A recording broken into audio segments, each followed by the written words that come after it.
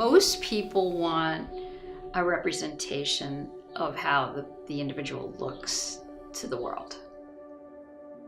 Then, of course, I can't help but put my spin on it because it's filtered through my eyes and my hands. It's more important to me that I get as much of the essence of the individual that I met and that I have a feel for. I have to make sure that the characteristics are subtly represented and all the little things, perhaps an eye that's a little smaller on one side than the other, an asymmetry somewhere in the face. I'm sure to represent that in a portrait in a very subtle way.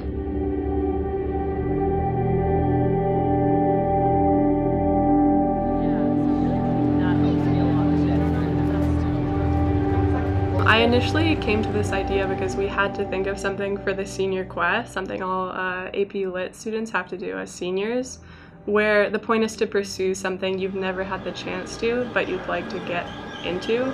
I thought it'd be interesting to explore, I guess, the art scene in general and how models relate to artists, and caricature seemed really accessible and sort of nearby, so I thought it'd just be interesting to sort of investigate the caricature scene in New York and try to work on portraiture myself. As artists, we have decided to come to Manhattan to explore this unique type of artistic profession and experience what it's like to be a caricature artist in a busy city.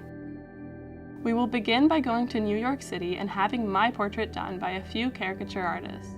Next, we will meet with a portraiture artist and learn from their technique, all with the aim of getting out into the field myself. Generally, I'm looking for subtleties, little things that are copacetic, that all harmonize with the face, little things that are unique to that individual. However, in a caricature, you absolutely have to find those things, but you're exaggerating them. So it's a complete opposite in that I'm looking to include them subtly, and a caricature artist or caricaturist will be looking to emphasize those things. Here, I don't know, I'm not sure. So it was definitely really interesting seeing how they sort of function. Okay, I'll look inside. As we walked through Times Square, we saw that they all sort of seemed to work together. Like they'd have one person sort of pooling money, and then they all sort of discussed what they'd do and what they wouldn't do. Like no one was comfortable being filmed while we were there, so we couldn't really interview them, and we had to kind of ask without the camera and get very minimal detail from them. And they also didn't speak English super fluently, so it was hard to discuss, I guess, things beyond the actual art with them. It seemed like they were really focused on sort of getting the portrait done and moving on.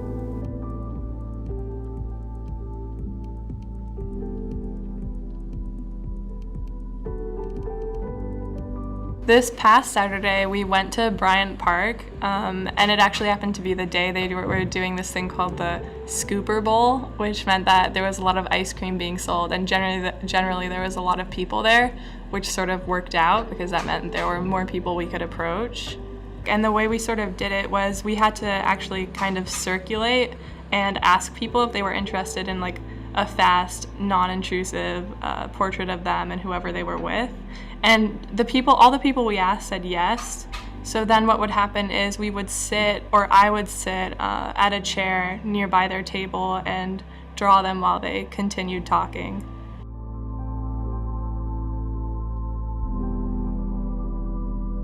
I brought scissors, my sketchbook, and then just a mechanical pencil. It wasn't super elaborate, they were really just fast sketches.